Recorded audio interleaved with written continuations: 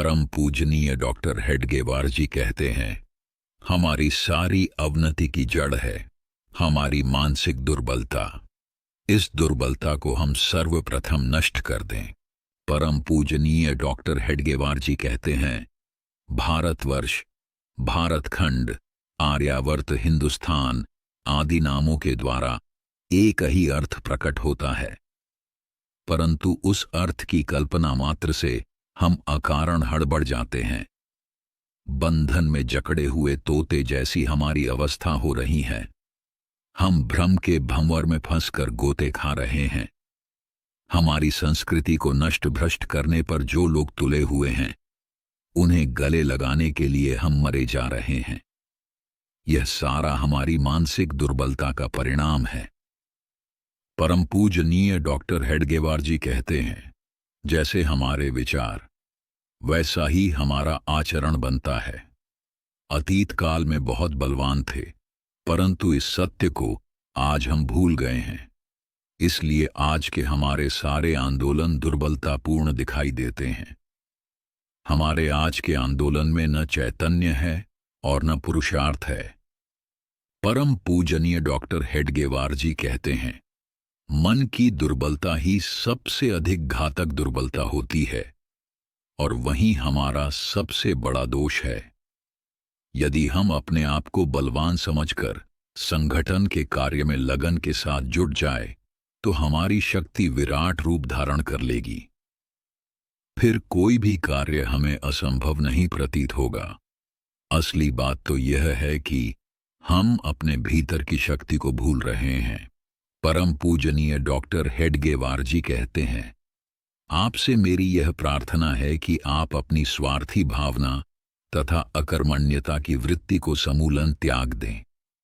समाज सेवा कार्य के प्रति अति उदासीन हो जाने के कारण हमारा मन बहुत दुर्बल हो गया है।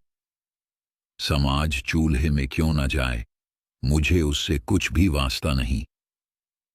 बस मेरा स्वार्थ बना रहे। इस प्रकार के समाज विषयक उदासीनता के भाव हम में कुट-कुट कर भरे हैं। इसलिए हमारा समाज आज निर्बल हो गया है।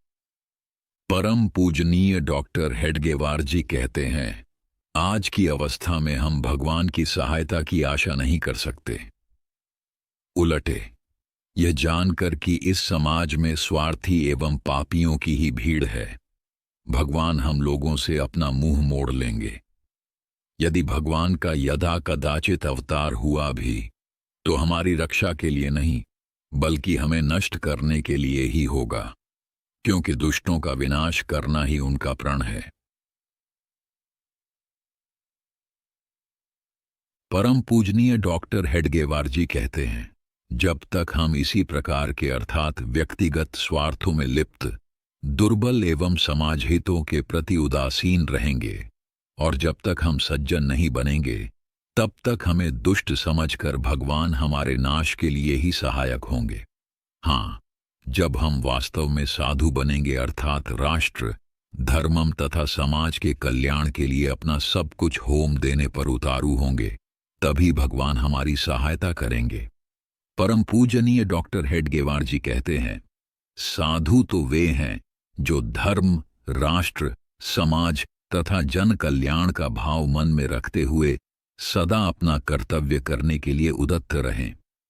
क्या इस प्रकार के त्यागी और कर्तव्य परायण लोग हिंदू समाज में पर्याप्त संख्या में हैं? यदि हिंदुओं की कम से कम आधी जनसंख्या साधुता के उपर्युक्त भावों से भरी होती, तो इस महान जाति पर आघात करने का दुस्साहस कोई नहीं करता। फिर भगवान स्वयं धर्म संरक्षण करने हेतु हमारे बीच उपस्थित हो जाते।